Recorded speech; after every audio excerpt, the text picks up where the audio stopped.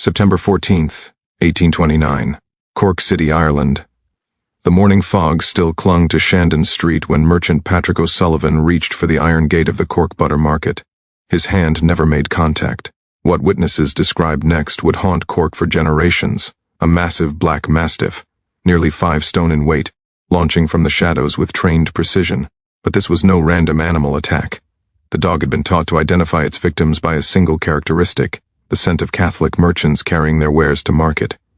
Within 3 months, 7 Catholic traders had been mauled. The Protestant constabulary dismissed each incident as unfortunate accidents. The victims' families whispered of something far more sinister. When investigators finally traced the mastiff to its owner, a respected butter market inspector named William Beamish, they discovered training logs that read like a manual for sectarian warfare. But the truth was far more terrifying than anyone could have imagined. Before we uncover the truth about the Cork butter market mastiff and the weaponization of an innocent animal for religious persecution, make sure to subscribe to the Silent Abbey and ring that notification bell so you never miss these lost chapters of history.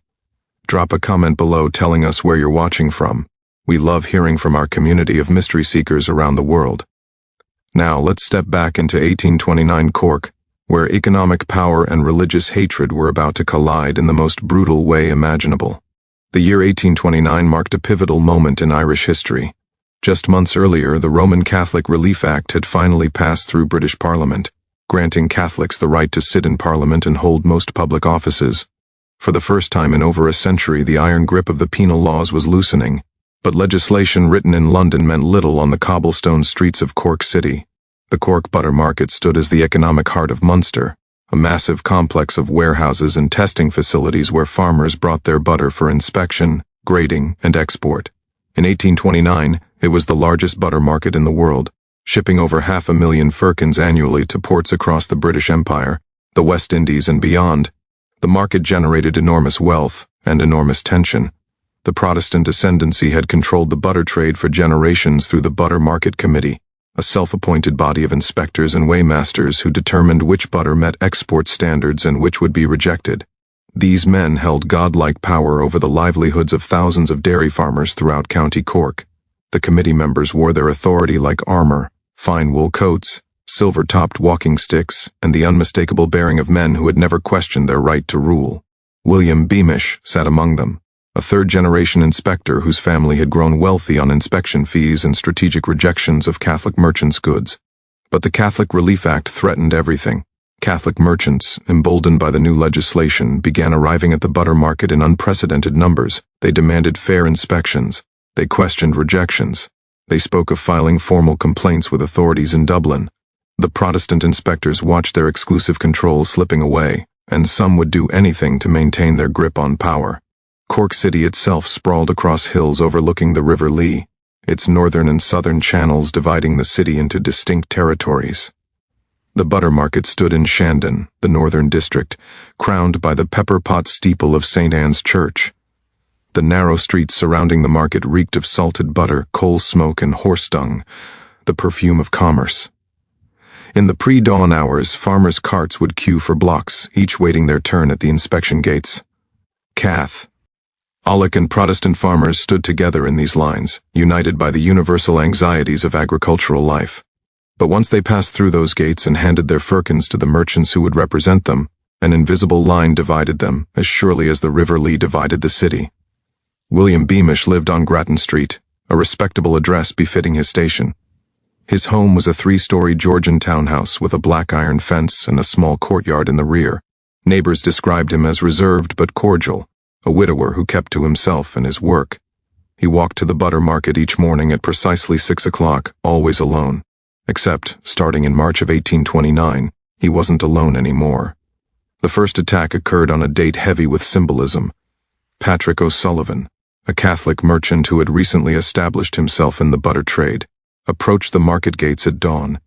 He carried credentials from 4 dairy farms in West Cork, their spring butter ready for inspection. From the shadows beside the weighmaster's cottage, a creature exploded forward. Witnesses later testified to the Cork City Constabulary that the attack lasted perhaps 30 seconds, but those seconds contained such focused violence that several onlookers believed they were witnessing a demonic possession. The mastiff, later identified as a male of exceptional size, targeted O'Sullivan's legs and lower body with surgical precision, avoiding fatal wounds to the throat or chest. This was not predation, this was something else. The beast had been trained, Merchant Thomas Fitzgerald testified on March 18th. It struck like a soldier following orders, not like any mad dog I've witnessed. And when Mr. Beamish appeared from the weighmaster's cottage and called the creature off, it obeyed instantly, sat at his heel like a gentleman's companion.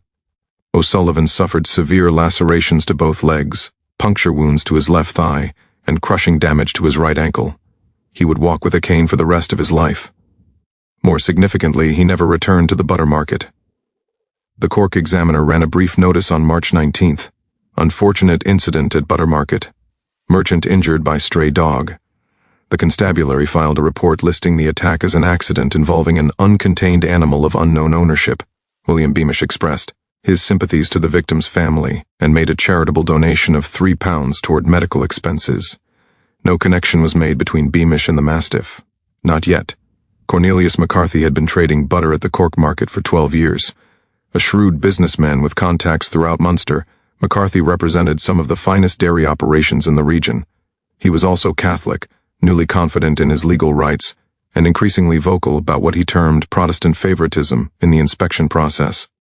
On the morning of April 22nd, McCarthy arrived at the market gates carrying a formal complaint he intended to file with the committee, a documented list of suspiciously frequent rejections of butter from Catholic-owned farms. He never made it inside. The Mastiff appeared from behind a stack of empty firkins, moving with the same trained precision witnesses had observed in March. This time, however, there were more observers present, and their testimonies painted a chilling picture. The dog didn't bark, Merchant's assistant James Dwyer testified. Every dog I've known barks when attacking. They snarl, they growl, they make noise. This creature was silent as death itself. It simply executed its task. McCarthy's injuries mirrored O'Sullivan's almost exactly. Severe leg wounds, avoiding major arteries. Incapacitating but not fatal. The mathematical consistency between the attacks suggested something beyond animal instinct. This time, more people witnessed William Beamish's arrival on scene. He appeared within seconds of the attack, already holding a lead. Her lead. He secured the Mastiff, which again obeyed immediately, and expressed horror at the tragic accident. He claimed the dog must have escaped from a nearby property and promised to report it to the proper authorities. But Merchant Richard Sheehan, standing near the gates, noticed something that turned his blood cold. As Beamish led the Mastiff away, Sheehan observed the inspector's right hand move in a subtle gesture, 3 fingers extended, then closed. The Mastiff sat immediately. That was a command, Sheehan later testified. As clear as any I've given to my own hounds. That animal belonged to him, I'd stake my life on it. The Cork Examiner ran another brief notice. The constabulary filed another accident report. Cornelius McCarthy recovered from his physical wounds, but lost 2 major accounts, farmers who could no longer risk the scrutiny that came with working through a Catholic merchant who had caused trouble. By early June, 5 Catholic merchants had been attacked. The incidents followed an unsettling pattern, all occurred at the market gates. All during early morning hours, all targeted men who had recently challenged inspection decisions or filed formal complaints. The attacks were always identical in their precision, disabling leg wounds, no fatal injuries, silent execution. The Protestant-controlled constabulary maintained there was no pattern. These were random incidents involving different stray dogs in different circumstances. The fact that no Protestant merchant had suffered even a minor bite somehow never warranted comment in official reports. But Cork's Catholic community knew better. They began arriving at the market in groups, never alone. Some carried stout walking sticks, though what good wood would do against a trained war dog remained unclear. Others simply abandoned the butter trade entirely, the economic opportunity rendered meaningless by the constant threat of violence. Father Michael O'Brien of the North Parish watched his parishioners' livelihoods crumble. On June 3rd, he did something that would prove to be remarkably brave or remarkably foolish. He confronted William Beamish directly outside the butter market offices.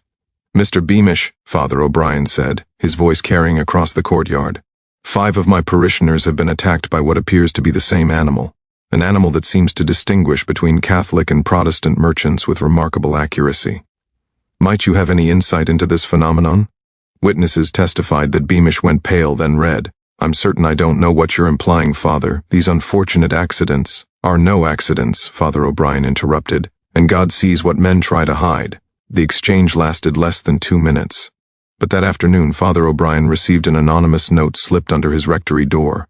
The message was brief. Priests should tend to souls and leave commerce to those who understand it. The dog can be trained to recognize cassocks as easily as merchant's cloth. Father O'Brien took the note to the constabulary. The constable on duty, a Protestant named William Beeish, glanced at the paper and filed it without comment. No investigation followed. Michael O'Brien, no relation to Father O'Brien, was 19 years old, newly married, and working as his uncle's assistant in the butter trade. On September 12th, he volunteered to deliver his uncle's shipment documents to the market inspector's office, a routine administrative task that should have taken 15 minutes. He was found 3 hours later, unconscious beside the market gates, his right leg so badly damaged that the city surgeon would eventually amputate below the knee. This time there were no witnesses to the attack itself, but there were witnesses to what came after. Mary Connolly, a washwoman who worked near the market, testified that she heard sounds of struggle from the alley beside the weighmaster's cottage around 7:00 that morning. When she investigated, she saw William Beamish standing over young O'Brien's unconscious body, the massive black mastiff sitting calmly at his side. "Mr. Beamish looked directly at me," Connolly testified. "He said, 'This boy has been attacked by a stray dog, fetch the surgeon.' But there was something in his eyes, something cold as winter. And the way he held the dog's lead so casual-like, as if this were the most ordinary thing in the world." Connolly ran for help, but by the time she returned with the surgeon, Beamish and the mastiff had vanished. The inspector would later claim he'd gone to seek the constabulary, though no record of such a report exists. Michael O'Brien survived the amputation but never fully regained consciousness. He died of fever 3 weeks later, leaving behind a widow who was 4 months pregnant. The Cork Examiner could no longer ignore the story. On September 15th, they published an editorial titled, "Dangerous Animals at the Butter Market. Where are the authorities? If this story is giving you chills, hit that like button to help more people discover these forgotten chapters of history. Share this with someone who loves dark mysteries and true crime from the past. What's happening in Cork goes beyond simple violence. This is systematic, calculated terror disguised as accidents. Let's discover what happens when the truth finally comes to light." September 18th, 1829. Everything changed because of a 12-year-old boy named Daniel Walsh. Daniel worked as a message runner for various merchants around the butter market, earning pennies carrying notes and small parcels between offices. On the morning of September 18th, he was delivering a message to a merchant whose office stood adjacent to William Beamish's residence on Grattan Street. The message delivery took longer than expected. The merchant was deep in conversation and asked Daniel to wait for a reply. While standing in the narrow alley between buildings, Daniel noticed movement in Beamish's rear courtyard. Curious, he approached the iron fence that separated the properties. What he witnessed would crack open the entire conspiracy. Through the fence bars, Daniel watched William Beamish training the mastiff in his private courtyard. But this wasn't ordinary dog training. Beamish had arranged several cloth bundles on the ground, each apparently containing different materials. The inspector would point to a specific bundle, give a hand signal, and the mastiff would approach, smell the bundle, and either sit calmly or display aggressive behavior, growling, baring teeth, assuming an attack posture. Daniel watched for nearly 20 minutes, fascinated and increasingly disturbed. He noticed that Beamish seemed particularly focused on 2 bundles, one that prompted calm sitting, another that triggered immediate aggression. Each time the dog correctly identified the aggressive bundle, Beamish would praise it extensively and provide treats. When the training session concluded, Beamish gathered the bundles carefully, placing them in a locked wooden box. But as he lifted the box, one bundle fell loose and landed near the fence, close enough for Daniel to see its contents. The bundle contained pieces of cloth that appeared to be merchants' clothing, interwoven with what Daniel would later describe as wooden crosses on leather strings, the Catholic merchants' rosary beads. Daniel ran directly to Father O'Brien's rectory and told him everything. Father O'Brien, still carrying the anonymous threat he'd received weeks earlier, made a decision that would prove both brave and necessary. Rather than approaching the constabulary, which had proven hostile to Catholic complaints, he sought out an unlikely ally, Thomas Pike, a Protestant merchant who had grown disgusted with the atmosphere of fear pervading the butter market. Pike had been serving on the butter market committee for 15 years, and had known William Beamish for early as long. But Pike was also a man of rigid principle, deeply opposed to the violence he'd witnessed. When Father O'Brien presented Daniel's testimony and his own evidence of systematic attacks, Pike faced an agonizing choice between loyalty to his class and loyalty to justice. Justice won. On September 20, 1829, Thomas Pike filed a formal complaint with the Lord Mayor of Cork, bypassing the local constabulary entirely. His complaint, preserved in the Cork City archives, alleged that Inspector William Beamish had trained and weaponized a dangerous animal for the express purpose of preventing Catholic merchants from conducting lawful commerce at the Cork butter market. Pike's status as a Protestant committee member gave the complaint weight that Catholic testimonies alone could never achieve. The Lord Mayor ordered an immediate investigation, appointing a special magistrate from Dublin to conduct interviews and gather evidence. The magistrate's name was Robert Warren, and he approached the investigation with the methodical precision of a man who understood that powerful interests would resist any unfavorable conclusions. Warren began by interviewing the attack victims, documenting the remarkable consistency in their injuries. He obtained medical records from the city surgeon, who confirmed that the wounds showed patterns consistent with a single animal of specific size and jaw structure. Warren then interviewed witnesses, including young Daniel Walsh, whose testimony about the training session provided the investigation's cornerstone. On September 24th, Warren obtained a warrant to search William Beamish's residence. What investigators found in Beamish's locked study exceeded even Warren's darkest expectations. In a cabinet behind Beamish's desk, they discovered a leather-bound journal containing detailed records of the MASTIFF's training, beginning in February 1829. The entries documented a systematic conditioning process, teaching the dog to associate specific scent markers with attack commands. Beamish had labeled 2 categories of training materials: safe approach and target recognition.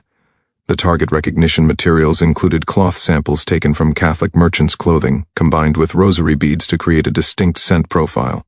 A separate document listing Catholic merchants by name, alongside dates and notations like approached, discouraged, and discontinued trade. The dates aligned precisely with the documented attacks. Letters between Beamish and at least 3 other butter market committee members discussing the Catholic problem and the need for alternative enforcement methods now that the law has failed us. The wooden box Daniel had seen, containing cloth bundles, rosary beads, and what appeared to be scent marking tools. Perhaps most damning, a handwritten manual titled Method for Training Guard Animals in Selective Recognition, detailing the conditioning techniques Beamish had developed. The Mastiff itself was found in Beamish's rear courtyard, a massive black English Mastiff weighing approximately 70 pounds, approximately 4 years old, remarkably well-trained and obedient. When Warren's men approached with Catholic merchants' clothing, the dog immediately assumed an attack posture. When presented with Protestant merchants' clothing, it remained calm. The dog had become a living weapon, trained to enforce sectarian hatred through violence. The arrest of William Beamish on September 25, 1829, sent shockwaves through Cork's Protestant establishment. Here was one of their own, a respected inspector from an old family, accused of using an animal to commit what amounted to terrorist attacks against Catholic merchants. The initial reaction from the Protestant community was disbelief and denial. The Cork Constitution, a Protestant-aligned newspaper, published an editorial on September 26 defending Beamish as a gentleman of spotless reputation, victim of Catholic opportunism, seeking to exploit tragic accidents for political gain. But Magistrate Robert Warren released portions of his evidence to the press, and the training logs proved impossible to dismiss. Even Protestant merchants, reading Beamish's methodical documentation of his conditioning process, could not explain away such deliberate planning as anything other than intentional violence. The legal proceedings that followed exposed deep fractures in Irish society. Beamish was initially charged with 7 counts of malicious assault by means of a dangerous animal, 1 count for each documented attack. The case was assigned to the Cork Circuit Court, with trial scheduled for November 1829, but the prosecution faced immediate obstacles. The chief obstacle was legal precedent. In 1829, Irish law had extensive provisions for prosecuting owners of dangerous dogs that killed livestock or caused property damage, but limited framework for prosecuting deliberate weaponization of animals against humans. The prosecution would need to prove not merely that Beamish owned a dangerous dog, but that he had intentionally trained and directed it to attack specific victims based on their religion. Lead prosecutor James O'Connell, a Catholic barrister and distant relative of Daniel O'Connell, the great Catholic emancipation leader, built his case meticulously. He called every attack victim who could testify, presenting their remarkably consistent injuries and testimonies. He presented the medical evidence, establishing the pattern of wounds. He called young Daniel Walsh, whose eyewitness account of the training session proved devastating. Then O'Connell introduced Beamish's own documents. The training logs were read aloud in court, each entry documenting the systematic conditioning of an innocent animal into a weapon of religious hatred. The attack schedule, matching documented assaults to planned targeting, removed any possible defense of coincidence. Gentlemen of the jury, O'Connell stated in his closing argument on November 12, 1829, you have heard testimony of attacks that followed identical patterns. You have seen evidence of injuries that bear the marks of a single trained animal. You have read, in the defendant's own hand, his methodical documentation of training this creature to recognize and attack Catholic merchants specifically. This is not a case of an owner failing to control a dangerous pet. This is a case of a man deliberately creating a living weapon and deploying it against his fellow citizens because of their faith. The defense, led by barrister William Walsh, attempted multiple strategies. First, they argued that the training logs were fabricated, a claim that collapsed when handwriting experts confirmed the documents were genuine and written in Beamish's hand. Second, they suggested the attacks were coincidental, unrelated to Beamish's dog, a position undermined by multiple witnesses who had seen Beamish with the MASTIFF at attack scenes. Third, they claimed Beamish had trained the dog for legitimate security purposes, and any attacks were the result of the animal acting beyond his control. But this explanation couldn't account for the targeting specificity or Beamish's documented attack schedule. On November 18, 1829, after 3 hours of deliberation, the jury returned a mixed verdict. They found Beamish guilty on 5 counts of malicious assault and not guilty on 2 counts where evidence was less conclusive. The verdict represented a compromise between justice and social reality. The jury, comprising both Protestant and Catholic members, struggled with convicting a Protestant gentleman based heavily on Catholic testimony. The sentencing occurred on November 22nd. Judge Edmund Stanley, a Protestant jurist known for fairness, faced the difficult task of setting appropriate punishment. In his sentencing statement, Stanley addressed both Beamish and the broader community. Mr. Beamish, you have been found guilty of crimes that strike at the heart of civilized society. You took an innocent animal and corrupted it into an instrument of sectarian violence. You terrorized law-abiding merchants attempting to conduct honest business. You did so with calculation, documentation, and complete disregard for human suffering. The court recognizes that tensions run high in these times of social change, but violence, whether by one's own hand or by proxy through a trained animal, cannot be tolerated. Beamish was sentenced to 7 years transportation to Van Diemen's Land, modern Tasmania, a common sentence for serious crimes in the British Empire. Additionally, he was fined $500, an enormous sum that would bankrupt his family estate. All his property and assets were to be liquidated to pay damages to his victims and their families. The Mastiff's fate proved more contentious. Initially, authorities planned to destroy the animal as a dangerous threat, but several voices, including surprisingly Father O'Brien, argued that the dog itself was a victim, an innocent creature corrupted by a malicious owner. After much debate, the dog was removed from Cork entirely, sent to a rural estate in County Kerry where it would be retained, but isolated, never allowed contact with the public again. But Beamish's conviction was only the beginning of the unraveling. Warren's investigation had uncovered correspondence suggesting other Butter Market Committee members knew of, or possibly encouraged, Beamish's actions. On December 3, 1829, Warren arrested 2 additional committee members, Charles Newsom and Robert Atkins, both Protestant inspectors. The evidence against Newsom and Atkins was less direct than the evidence against Beamish. They hadn't trained the dog themselves, but letters seized from their residences showed they had discussed the effectiveness of Beamish's security measures and had suggested additional Catholic merchants who might benefit from discouragement. Their trial in January 1830 resulted in convictions for conspiracy to commit assault. Both men received 3-year sentences and were barred from ever holding positions of commercial authority again. The convictions sent the Protestant establishment into crisis. The Cork Butter Market Committee, its legitimacy shattered, was dissolved by order of the Lord Mayor in February 1830. A new regulatory structure was established, with inspectors appointed by civic authority rather than self-selected by Protestant merchants. For the first time, Catholic merchants were represented in the market's governance structure. But justice remained incomplete. Despite extensive investigation, Warren never uncovered the full network of supporters who must have enabled Beamish's operation. How had Beamish obtained the specific training knowledge he'd employed? who had provided the scent samples from Catholic merchants. The investigation strongly suggested additional conspirators, but proof remained elusive. Several Protestant merchants and committee members abruptly left Cork in the months following the trials, relocating to Dublin or even to England. Whether their departures reflected guilt or simply unwillingness to live in a Cork that had changed so fundamentally remained unclear. The victims themselves received mixed justice. Financial compensation from Beamish's liquidated estate provided some material relief, but money couldn't restore Michael O'Brien's life, or Patrick O'Sullivan's ability to walk without pain, or the economic positions that several merchants had lost when fear drove them from the trade. Cornelius McCarthy, the merchant who had been filing complaints before his attack, returned to the butter trade in March 1830. His first day back at the market, he walked through the gates accompanied by a dozen other Catholic merchants in a show of solidarity. No dogs appeared. No attacks occurred. The message was clear: Cork had changed. The case of the Cork butter market mastiff resonated far beyond Cork City, becoming a symbol of both the violence that sectarian hatred could produce and the possibility of legal accountability even across religious and class lines. In Dublin, the case was closely monitored by Daniel O'Connell himself, the architect of Catholic emancipation.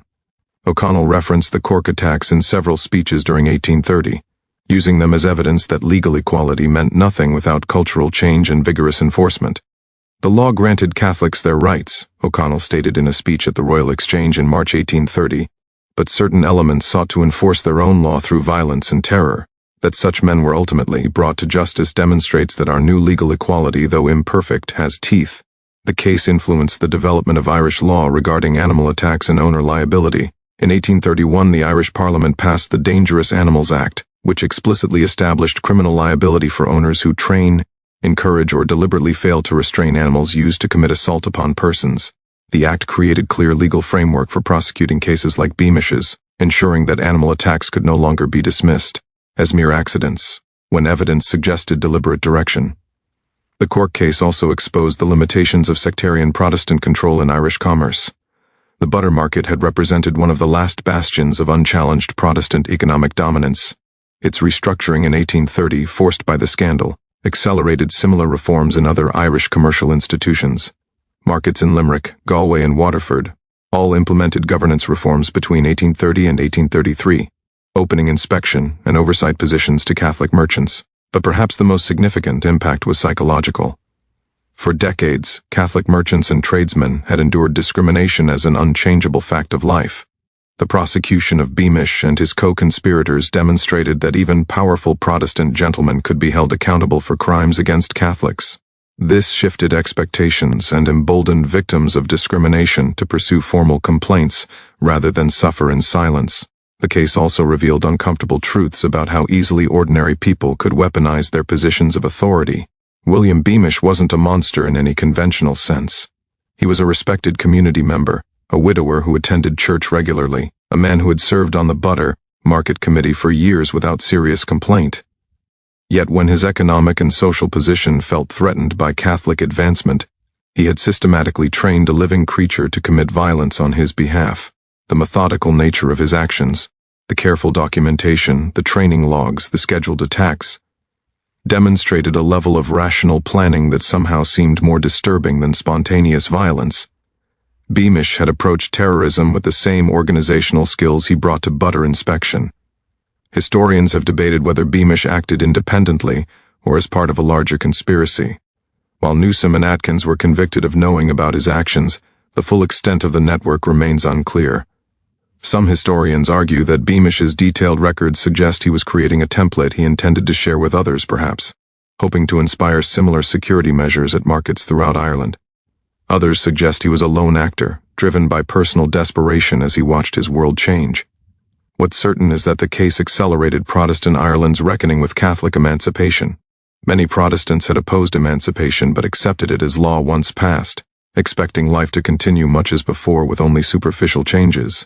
The Cork attacks and their aftermath demonstrated that meaningful emancipation required more than legal changes. It required abandoning the presumption of Protestant superiority that had governed Irish life for centuries. Not everyone learned this lesson.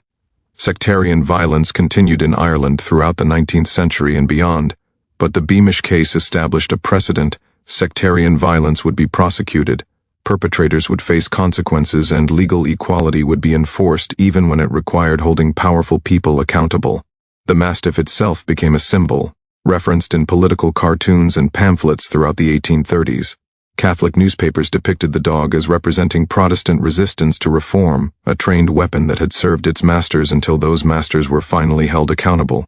Protestant newspapers largely tried to ignore the case, unwilling to engage with its implications about Protestant violence. In Cork specifically, the case created lasting division and lasting change. Some Protestant families never forgave the betrayal of Thomas Pike, the committee member who had filed the initial complaint. Pike himself left Cork in 1832, relocating to London where he continued in the butter trade but never returned to his hometown. He had chosen justice over loyalty, and his community had never fully forgiven him. Yet Cork also changed in positive ways. The reformed butter market became a model for fair commercial governance, with inspection decisions subject to appeal and oversight. Catholic merchants' share of the butter trade increased from roughly 15% in 1829 to nearly 40% by 1835. Economic integration, forced by scandal, gradually fostered social integration. By the 1840s, young people in Cork who had grown up after the attacks found the entire episode somewhat surreal. The idea that someone would train a dog to attack people based on religion seemed absurd to a generation that had lived with Catholic-Protestant commercial integration as normal. Yet the case remained a warning. When fear and hatred combine with power and planning, ordinary people can create extraordinary evil. William Beamish hadn't wielded a weapon himself. He had corrupted an innocent animal into doing his violence for him. In doing so, he had revealed how easily the tools of civilization, training, organization, record-keeping, could be perverted toward barbarism. What do you think drove William Beamish to such calculated cruelty? Was he a product of his time in class, or was there something uniquely dark in his character? More troubling still, how many others shared his views but simply lacked his willingness to act on them? Leave your theories in the comments below. This case raises profound questions about how economic interests, religious prejudice, and personal desperation can combine to produce systematic violence. If this story revealed history you'd never heard before, subscribe to The Silent Abbey for more lost chapters from our past.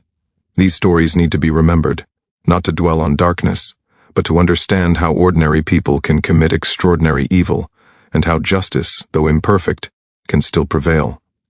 The Cork Butter Market Mastiff case reminds us that sectarian hatred doesn't announce itself with grand declarations. Sometimes it arrives silently, disguised as accidents, enforced by a trained animal that couldn't comprehend the human hatred it had been taught to express. See you in the next video, where we'll uncover another dark chapter from history that's been nearly forgotten. Until then, stay curious, stay skeptical, and never forget that the past has lessons for those willing to listen